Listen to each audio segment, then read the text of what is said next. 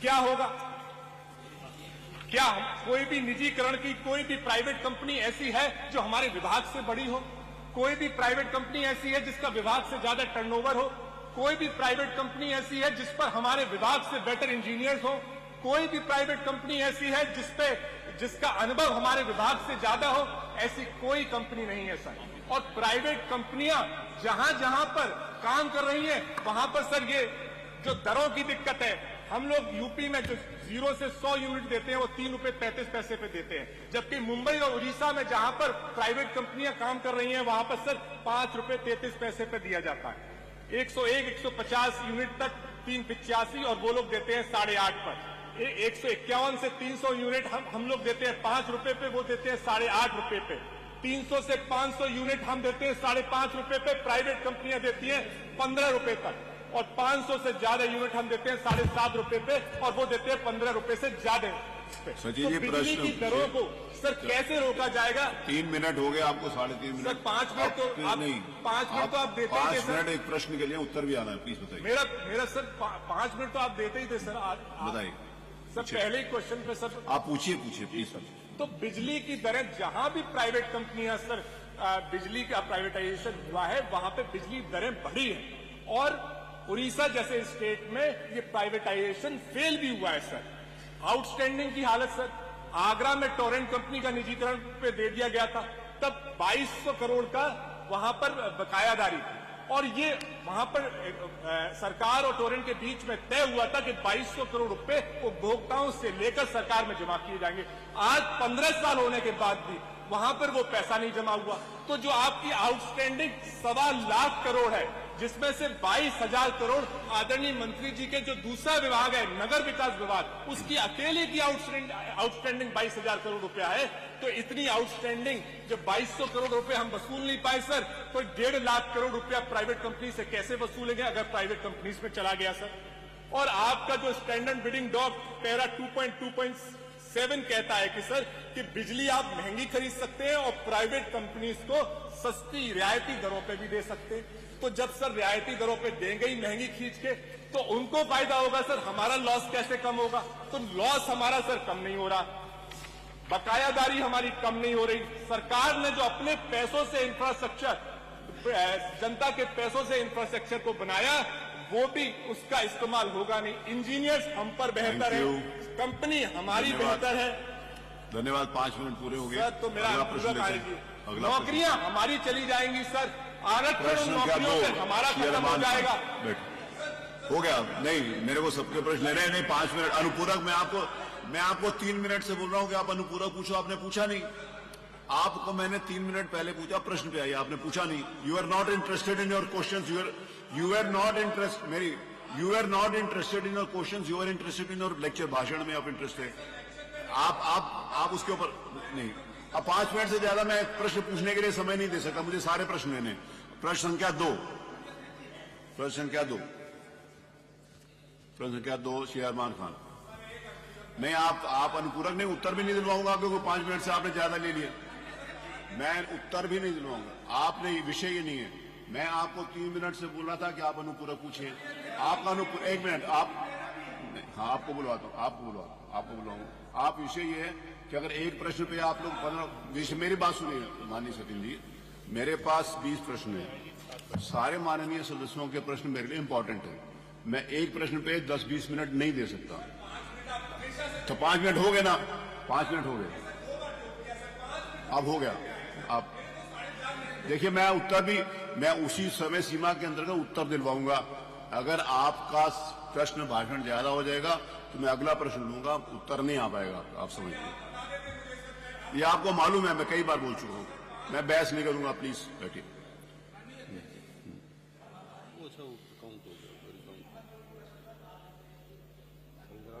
5 minute वो पूछे, 5 minute आप पूछो, 10 मिनट मंत्री जी जवाब दे, 20 मिनट में एक क्वेश्चन होगा, बाकी मैं 20 क्वेश्चन कैसे लूंगा? तो शादी कर ली कौन है? कर ली शादी? पूछिए, सीधा पूछिए, 1 मिनट छोड़ दिया। पूछिए। आप भी मेहनत करते हैं, सारे बाकी 20 सदस्य भी मेहनत करके लगाते हैं ना। बाकी सदस्यों को बोल दो कि बिना मेहनत के कोई लगाता हो, सब लोग मेहनत करके लगाते हैं। प्रश्न पूछिए आप। मैं आदरणीय मंत्री जी से पूछना चाहूंगा कि सरकारी कर्मचारियों को हितों में ध्यान रख के, कंज्यूमर्स के हितों को ध्यान रख के, किसानों के हितों को ध्यान रख के, गरीबों के हितों को ध्यान रख के निजीकरण के प्रस्ताव को तत्काल रोकने पर सरकार विचार करेगी या नहीं, और करेगी तो कब तक, और नहीं करेगी तो क्यों नहीं? ठीक, आ गया। कितने महत्वपूर्ण प्रश्न पर हमें आपने अवसर दिया। गुस्सा अच्छी नहीं बात है। This is not the way, please no. गलत और सही आप नहीं तय करेंगे, आप गलत और सही तय नहीं करेंगे और बहस भी नहीं करेंगे। आप बहस भी नहीं करेंगे और गलत सही भी तय नहीं करेंगे। गलत सही तय मैं करूंगा, प्लीज बहस नहीं करिए। मैं यहां पर बहस करने के लिए किसी के साथ भी उपस्थित नहीं हूं। मैं विधानसभा सारे सदस्यों के हित के लिए चलाता हूं, सबको अवसर मिलना चाहिए। माननीय अध्यक्ष जी, हम आभारी हैं कि आपने इतने महत्वपूर्ण प्रश्न पर हमें अनुपूरक करने का अवसर दिया। माननीय, हम सबकी शुरू से ही, जब से माननीय मंत्री जी ने ऊर्जा विभाग संभाला है, और बड़ी बड़ी बातें करते थे माननीय, जब हम पूछना चाहते हैं माननीय मंत्री जी से, जब आखिरी गांव के छोर तक हमारे इसी विभाग ने खंभा पहुंचा दिया, बिजली पहुंचा दिया, तार पहुंचा दिया, ट्रांसफार्मर, सारी ट्रांसमिशन लाइनें बिछा दिया, आखिर क्या वजह है कि भारतीय जनता पार्टी की सरकार उसे निजी हाथों में क्यों सौंपना चाहती है? और हमने जब ये जानना चाहा कि जब आप निजी हाथों में सौंपेंगे तो हमारे कर्मचारी जो अधिकारी हैं उनकी आप कैसे मदद कर पाएंगे? तो माननीय मंत्री जी ने उसका गोलमोल उत्तर दिया। मानवर, हम निजीकरण का इसलिए विरोध करते हैं कि बड़े संघर्षों के बाद हमें आरक्षण मिला है। क्या माननीय मंत्री जी निजी क्षेत्रों में पिछड़े और दलित वर्ग के लोगों को आरक्षण देने का विचार करेंगे? और फिर माननीय मंत्री जी कहते हैं प्राइवेट, तो प्राइवेट आपने आगरा, नोएडा, जिन कंपनियों को आपने मौका दिया है, क्या वो कंपनियां सस्ते रेट पर बिजली उपलब्ध करा पा रही हैं?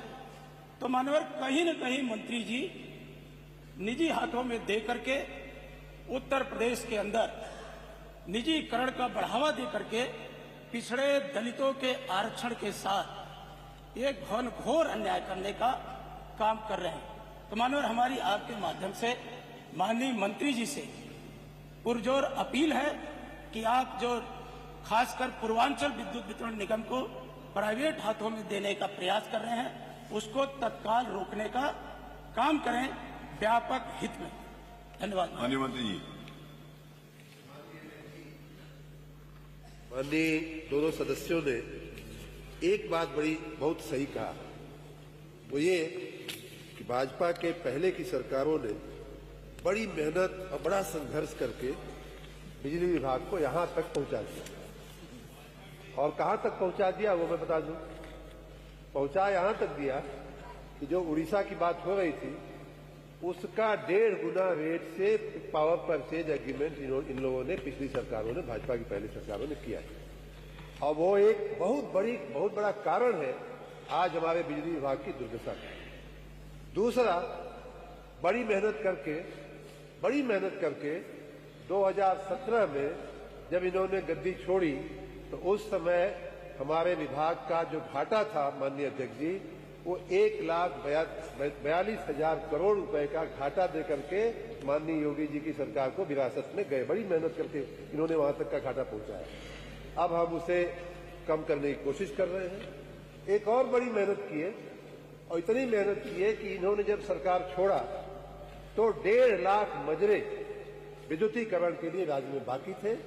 उसको पिछले 7-8 वर्षों में हम लोगों ने 1,21,000 का कर दिया और बाकी 19,000 का अभी कार्यक्रम हम लोग चला रहे हैं। तो इतनी मेहनत आपने किया, बड़ा अच्छा किया, लेकिन आप स्वयं मानेंगे कि बिजली विभाग की सेहत न आपके जमाने में ठीक थी। और जैसा कि आप लोग भी बार बार कहते हैं, मैं पूरे सदन से कह रहा हूं कि माननीय सदस्यगण, माननीय अध्यक्ष जी, हम सबकी ये भावना है कि बिजली विभाग में पहले की सरकारों के बड़ी मेहनत के बावजूद, हमारी सरकार के प्रयासों के बावजूद सब कुछ अच्छा नहीं चल रहा है। कहीं न कहीं उसमें सुधार की आवश्यकता है। हमारी सरकार के हम कुछ उदाहरण भी देना चाहेंगे। पहली बात, आपने कहा कि जहां जहां प्राइवेटाइजेशन का प्रयोग हुआ है उसमें बिजली के दाम बढ़े हैं। ये बात सच नहीं है। और ये बात भी आपको ध्यान में रखनी चाहिए कि जब नोएडा पावर कंपनी को नोएडा का काम दिया गया तो उसके राष्ट्रपति शासन में हुआ, कांग्रेस की सरकार थी और उसके तुरंत बाद आपकी सरकार आई थी। अगर आप चाहते तो उस प्रक्रिया को रोक लेते और कहते कि नहीं, उत्तर प्रदेश का जो सरकारी विभाग है वही संभालेगा।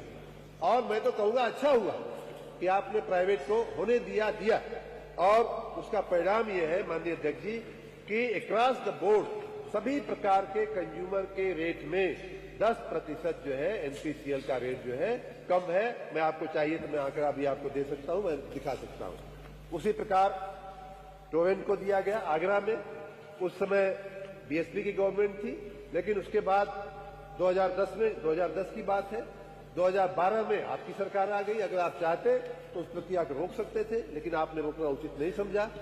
और आज भी टोरेंट में हमारी जो बिजली है, जो सरकार की संगठन सरकार जो दे रही है, उससे कहीं नहीं एक पैसा कम है, न एक पैसा ज्यादा है, उतने ही भाव पर जो है बिजली दी जाए। तो ये कहना या भ्रम फैलाना, गलत बातें जनता को बताना कि बिजली महंगी हो जाएगी, इसमें एकदम सत्य नहीं है।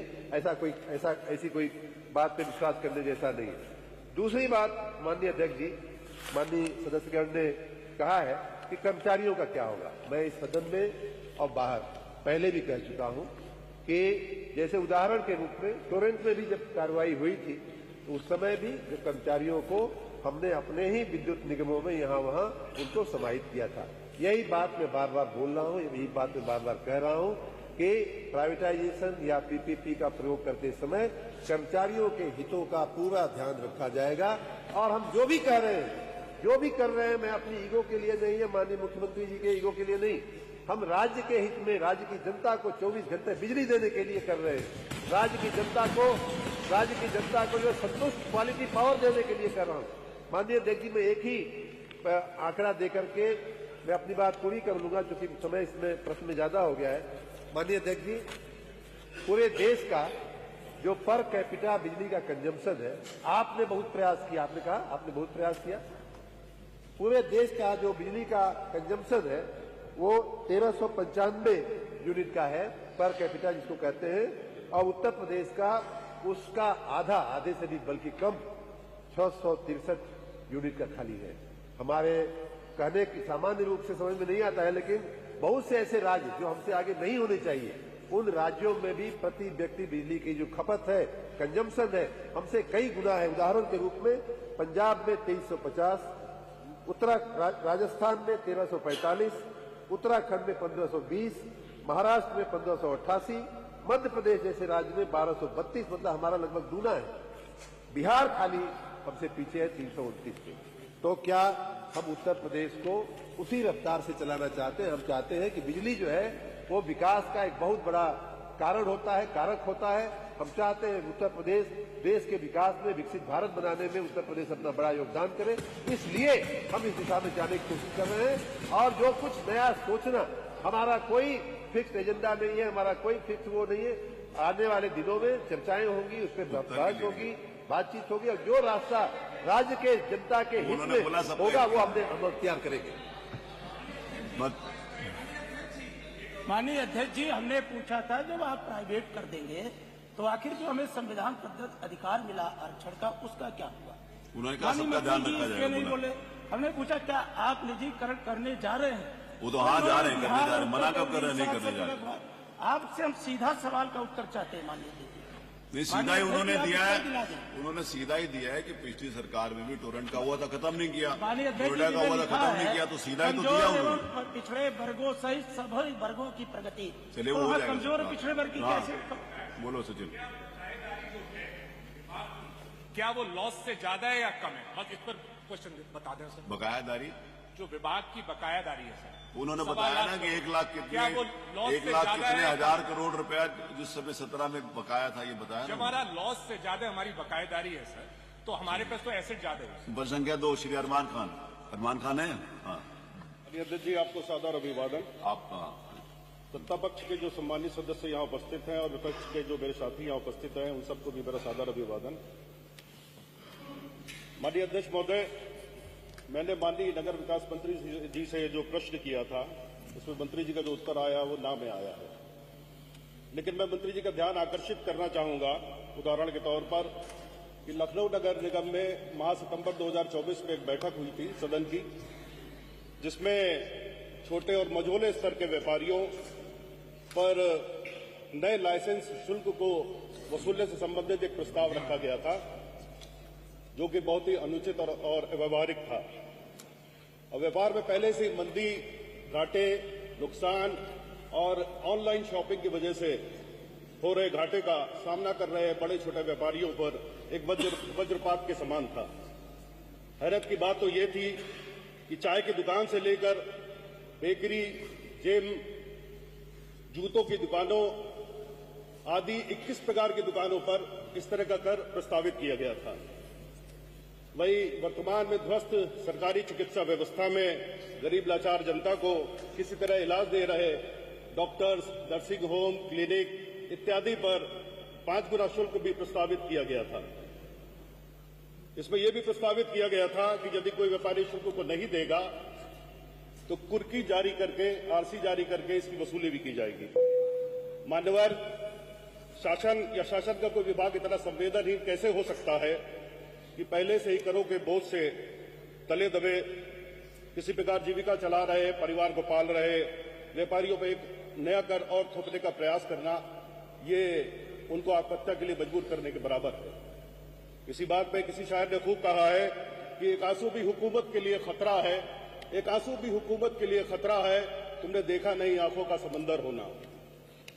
माननीय अध्यक्ष महोदय, इस संबंध में जो मंत्री जी ने उत्तर दिया है उसी से अपने आप को जोड़ते हुए मैं 2 अनुपूरक प्रश्न भी पूछने की आज्ञा चाहूंगा आपसे। पहला ये, क्या माननीय मंत्री जी ने जो उत्तर दिया है कि इस तरह का कोई लाइसेंस शुल्क प्रस्तावित नहीं है, तो क्या माननीय मंत्री जी सदन में इस बात की घोषणा करेंगे कि भविष्य में भी इस तरह का कोई नया लाइसेंस शुल्क जो है जनता के ऊपर नहीं लादा जाएगा, व्यापारी के ऊपर नहीं लादा जाएगा? ये कैसे बता सकते हैं कि कल क्या होगा? आज नहीं जी, इस सदन में माननीय मंत्री जी इस बात की घोषणा कर दे कि जो इन्होंने कहा कि नया लाइसेंस शुल्क नहीं लगा रहे, क्या आगे भविष्य में भी इस प्रकार का कोई नया लाइसेंस शुल्क नहीं लगाएंगे? ये चलिए, दूसरा भी दो पूछ रहे थे ना जी। दूसरा प्रश्न मेरा अनुपूरक प्रश्न माननीय अध्यक्ष महोदय, क्या नए लाइसेंस शुल्क के भांति लखनऊ एवं अन्य नगरों के सम्मानित प्रदेशवासियों से वसूले जा रहे गृह कर को भी कम करने के लिए सरकार विचार करेगी? माननीय मंत्री जी विचार करेंगे? माननीय मंत्री जी। माननीय अध्यक्ष जी, माननीय सदस्य ने स्वयं इस बात को स्वीकार कर लिया कि जो बातें वो कह रहे हैं, जो इनके मन में शंका है, वो प्रस्तावित था, अमल में नहीं आया है, मंजूर नहीं हुआ है। लखनऊ के नगर निगम के सदन ने उसकी मंजूरी नहीं दी है। तो इसलिए आज की स्थिति में जवाब यही है कि नहीं, ऐसा कोई लाइसेंस भी लागू नहीं हुआ है, उसमें बढ़ोतरी नहीं की गई। आपने उसके डिटेल की बात किया तो कुछ मदों में बढ़ोतरी करने की चर्चा हुई थी, कुछ नई मदें लेकर के आगे बढ़ाने की बात हुई थी, लेकिन फाइनली आज की स्थिति यही है कि लखनऊ नगर निगम ने ऐसा कोई लाइसेंस भी नया न तो बढ़ाया है किसी मद में और न ही कोई नए मद में स्वीकार करने का उन्होंने आदेश दिया है। भविष्य की बात इसलिए नहीं कही जा सकती, जैसा कि माननीय पीठ ने स्वयं कहा कि यह पूरा जो पावर है माननीय अध्यक्ष जी, वो नगर निकायों को दे दिया गया है। हमारे जो नगर पालिका अधिनियम 1916 है और नगर निगम अधिनियम 1959 है, उसकी धाराओं के तहत ये नगर निकायों को ये पावर दे दिया गया। उनकी मर्जी और उनकी उसके अनुरूप वो अपना निर्णय लेते हैं। ये बात भी साथ में मैं कहना चाहूंगा कि गृह कर की भी बात किया तो भारत सरकार अपनी कई योजनाओं में ये शर्त रख करके हमें अनुदान देती है कि आप टैक्सेशन में ये रिफॉर्म करेंगे, टैक्सेशन में ये लागू करेंगे। उस दृष्टि से भी हमें कुछ न कुछ करना पड़ता है। नगर निकायों की आप सबका ये भी अनुभव है कि नगर निकायों की आर्थिक स्थिति को भी हमें मद्देनजर रखना पड़ेगा, क्योंकि हम उनसे बहुत सारी सेवाएं लेने का हमारा आग्रह होता है, अपेक्षा होती है। जनता शहरीकरण की गति बढ़ रही है और उनके पास अगर टैक्स और नॉन टैक्स रेवेन्यू अगर नहीं होगा तो आपकी और हमारी सेवा उपयुक्त ढंग से नहीं कर पाएंगे। इन सारी बातों का विचार करते हुए भविष्य में जो भी नगर निकाय जैसा निर्णय लेगा वैसा होगा। प्रश्न संख्या 3 से अनिल प्रधान है। अनिल प्रधान नहीं है। प्रश्न संख्या 4 श्री पंकज मलिक। धन्यवाद।